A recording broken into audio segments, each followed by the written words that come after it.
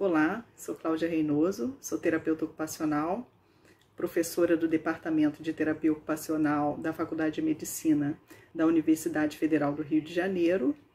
Estou aqui para a gente falar sobre acessibilidade cultural e envelhecimento. Para aqueles que não podem ver a minha imagem, eu sou uma mulher branca, de olhos e cabelos castanhos, cabelos na altura dos ombros, uso um vestido azul com mangas rendadas. Então, quando a gente fala de acessibilidade cultural e envelhecimento, a gente está falando de algumas atitudes em prol de incluir as pessoas idosas na vida cultural, tá? Algumas ações e algumas formas que vão favorecer que as pessoas idosas frequentem os espaços culturais das cidades. Então, é sobre isso que a gente vai falar agora. Bom, a primeira consideração a fazer é sobre o direito à cultura, que é um direito garantido a todos, previsto na Declaração Universal dos Direitos Humanos de 1948. Então, todas as pessoas, independentemente de sua condição física, comunicacional, intelectual e também de sua idade, tem direito garantido a participar da vida cultural e usufruir de todos os espaços culturais da sua cidade. Então, essa é a primeira consideração que a gente deve fazer para falar desse nosso tema, né? E o que é acessibilidade cultural, então? Acessibilidade cultural se refere a um conjunto de medidas e adequações por parte dos espaços culturais, visando acolher todos os públicos e garantir a todos, né, todas as pessoas, o acesso à sua programação. Muitas dessas adequações estão previstas na lei e nas normas. Então, essas medidas envolvem adequações físicas, por exemplo, e outros recursos também. No caso, uso de libras e legendagem para as pessoas surdas, o braille e a audiodescrição para as pessoas cegas, e o uso de linguagem simplificada e de símbolos para as pessoas com deficiência intelectual. Embora essas medidas elas sejam adotadas a princípio, tendo em vista esses públicos, elas acabam beneficiando todas as pessoas, inclusive as pessoas idosas, porque todos nós, a gente vai se beneficiar de uma rampa, né? Uma mãe com carrinho de bebê vai se beneficiar da rampa, que a princípio foi pensada para aqueles que usam cadeira de rodas. Então, essas medidas, elas acabam sendo universais e atingem vários públicos, inclusive as pessoas idosas. Algumas pessoas idosas, elas apresentam dificuldades de audição, de visão, de locomoção, e essas condições, muitas vezes, estão relacionadas à idade. Então, quanto mais idade tiver a pessoa, pode ser que essas condições sejam agravadas com o envelhecimento, vamos dizer assim. No que se refere às pessoas idosas, as medidas de acessibilidade podem incluir as adequações físicas, que têm a ver com a eliminação de barreiras, né? Com a sinalização dos degraus, dos desníveis no piso, a sinalização dos espaços instáveis, né? Onde se ele se recostar, poderá cair. A disposição do mobiliário de modo a também que naquele espaço estejam previstos poltronas, assentos, né, para descanso, os pisos antiderrapantes. Então, todas essas medidas de ordem ali físicas, elas precisam ser pensadas também, né?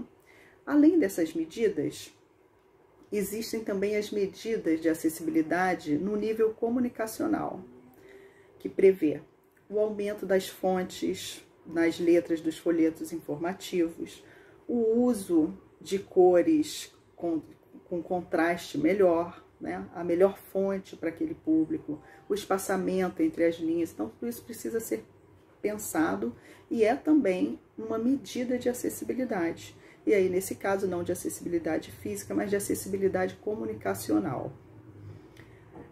As cores também são muito importantes. Uma coisa é você pensar num fundo branco com letras pretas, ou ao contrário, num fundo preto com letras brancas. Agora, pensem num fundo cinza com letras pretas, ou um fundo preto com letras cinzas. Então, isso tudo precisa ser previsto. Para o idoso, quanto maior for esse contraste, é melhor. Então, isso também é uma medida importante. Da mesma forma, os escritos nos espaços expositivos. Se eu tenho o título de uma obra, eu vou precisar que ela seja de uma fonte ampliada, o volume dos fones de ouvido e tal. Então, tudo isso precisa ser pensado e se refere a medidas de acessibilidade comunicacional. Além da acessibilidade comunicacional, tem uma outra forma de acessibilidade, a chamada acessibilidade atitudinal, que inclui a forma de se relacionar com a pessoa idosa. Por exemplo, é desejável que a equipe de mediação ou a equipe que trabalha ali naquele determinado espaço fale de frente para a pessoa idosa, se utilize de frases objetivas, evitando o uso de termos técnicos. E quando for se utilizar de termos técnicos, é importante dizer o significado de uma forma que a pessoa compreenda aquilo, né? Mediações muito longas, explicações que gastam muito tempo, elas devem ser resumidas e simplificadas. E outra coisa muito importante, deve-se evitar a infantilização da pessoa idosa. Chamá-la no diminutivo, usar os termos como vovozinho ou senhorinha, coisas do tipo. Isso é muito ruim. Então, o ideal é perguntar o nome, se referir à pessoa pelo nome. Um aspecto também a ser considerado é que muitas pessoas idosas, elas são trabalhadoras importantes no âmbito da cultura. São vários os atores, os cantores, pintores, escritores, poetas, né? Que têm mais de 60 anos. E é preciso que elas se sintam também representadas nos espaços difusores da cultura. No nível internacional, algumas iniciativas nesse sentido já estão sendo tomadas. Por exemplo, alguns museus já se adiantaram nessa questão e contratam pessoas idosas para suas equipes como mediadores, né? Aqui no Brasil também a gente tem essas iniciativas. E isso é muito importante, porque essas pessoas, elas também contribuem com a sua visão sobre como adequar aquele espaço, sobre como vai simplificar as informações. Então, a partir da própria experiência, elas contribuem para melhorar o acesso daquele espaço às pessoas idosas. Então, essa é uma iniciativa muito importante, que se contrate também pessoas idosas para trabalharem nos espaços difusores da cultura. Isso tem a ver com a representatividade, né? Se a pessoa se sente representada naquele espaço, então a tendência é que ela volte, que ela vá frequentar mais determinado lugar. Fora essas iniciativas por parte das próprias instituições, né, de difusão da cultura, dos espaços culturais, as iniciativas no âmbito das políticas públicas e no âmbito do Estado, elas também são de muita importância. Então, as garantias legais, elas têm um papel relevante nessa relação das pessoas idosas com a cultura, porque eu estou falando aqui da questão, por exemplo, da gratuidade dos ingressos, ou então do benefício da meia entrada, que esse é um benefício que é garantido às pessoas idosas desde 2003, através do Estatuto do Idoso, né? Essa é uma grande conquista e isso contribui sobremaneira para a frequência aos espaços culturais. Para muitos, até o benefício da meia entrada ainda é elevado, né? O custo da meia entrada ainda é elevado em alguns casos. Então a gente precisa ter atenção também à questão do preço dos ingressos. Mas, sem dúvida, essa é uma iniciativa importante no âmbito das políticas públicas. Então, qualquer show, cinema, teatro,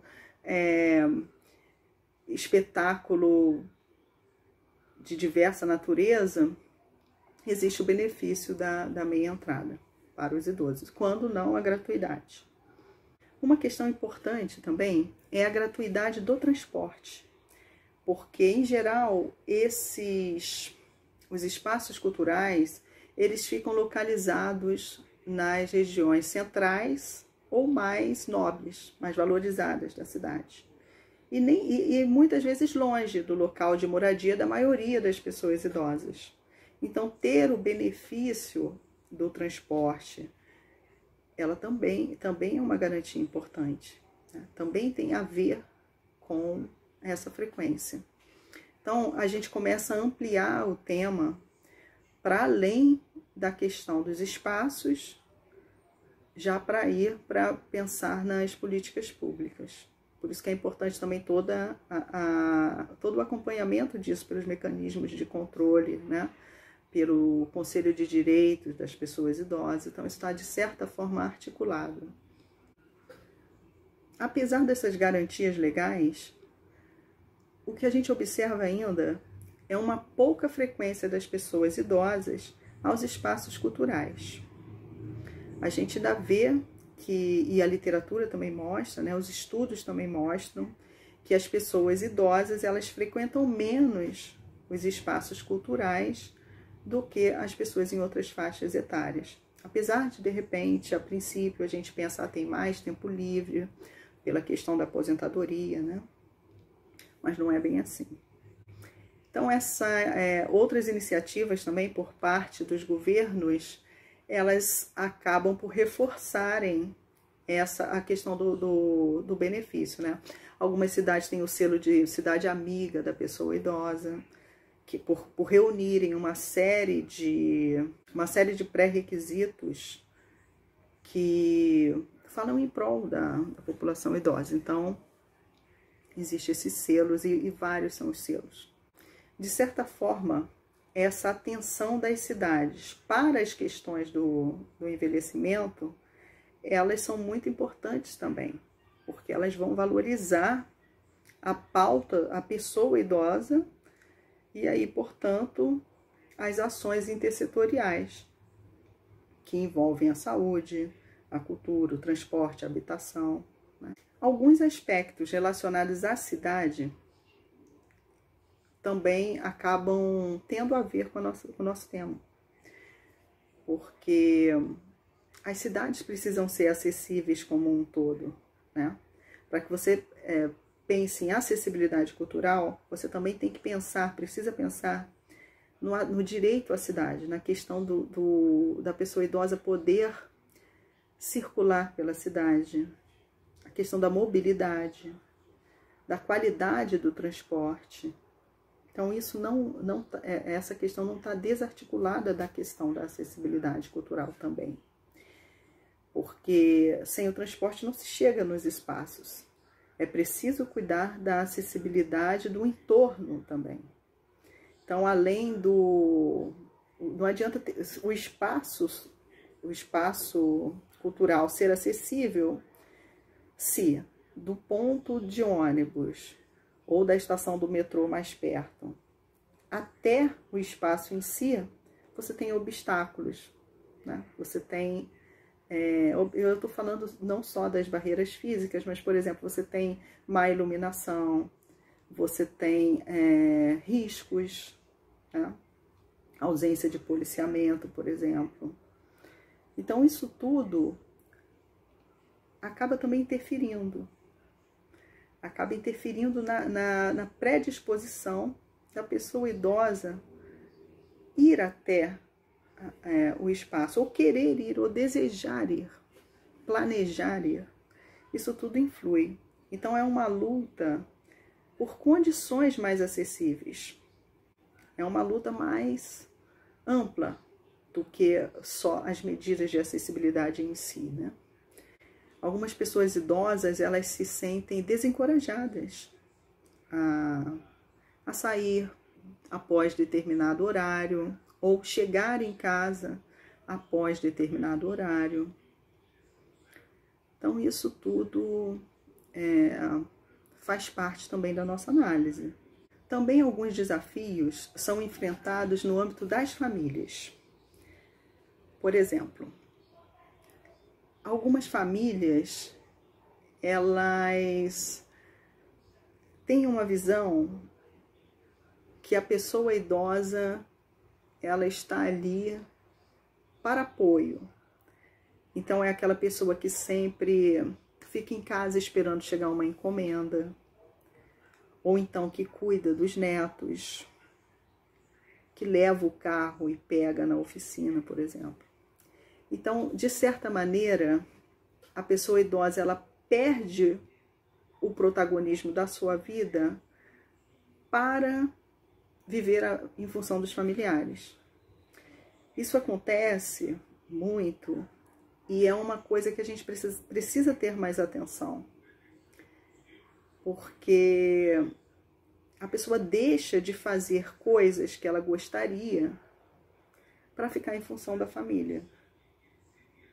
Isso é muito ruim. Isso é muito ruim porque tira o protagonismo, porque e isso vai sendo naturalizado. Isso vai sendo naturalizado de uma forma que a própria pessoa idosa também introjeta isso.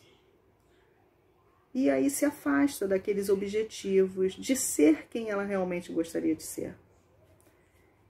Isso é uma questão que a gente precisa pensar, né? As gerações mais jovens precisam pensar e, de certa maneira, se colocar um pouco no lugar daquela pessoa, do seu avô, do seu pai, né? A depender da idade. Então, eu acho que é uma reflexão importante para que as famílias façam. Outro aspecto que vai favorecer que a pessoa idosa se inclua aí na vida cultural das suas cidades é a própria participação em coletivos. Participar de um coletivo de idoso, por exemplo, que coletivos eu estou falando? De um grupo de convivência,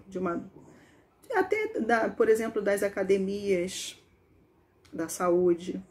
Então, possibilidades de contatos interpessoais, onde ali se formam relações que nada impede de que ali, através daquele grupo, possam ser pensadas em algumas saídas, em alguns passeios. Então, os próprios coletivos também fazem essas visitas aos espaços, né? Vão ao teatro, vão a uma exposição, vão ao cinema. Então, quanto mais a pessoa participa coletivamente, mais ela tende a se incluir na vida da cidade e na vida comunitária.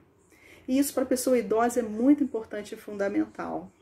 Então, qualquer oportunidade de se incluir nessa vida coletiva é muito importante. Então, a gente viu um pouco que esse tema ele é articulado às questões maiores, né? Não se limita àquelas estratégias de acessibilidade que eu falei no início, mas está articulado a uma demanda maior, né? Para finalizar, eu destaco a necessidade das boas experiências culturais, porque se a pessoa vai uma vez a um determinado lugar e lá se sente bem, ela vai voltar. E aí ela vai começar a ir em outro lugar parecido. E assim ela vai diversificando e alargando o seu rol de opções até incluir isso na sua rotina. Então, a pessoa idosa passa a incluir o mundo cultural na sua rotina. E isso transforma a vida da pessoa. Isso tem um componente transformador importante. E ela vai ali ampliando o seu repertório, e o que tem a ver com a sua qualidade de vida, com a sua motivação, com a sua autoestima. Então, de fato, a inclusão na vida cultural da cidade é realmente transformadora para a pessoa idosa. Então, obrigada. Essa foi uma introdução sobre o tema. São aspectos muito amplos sobre os quais a gente pode se aprofundar.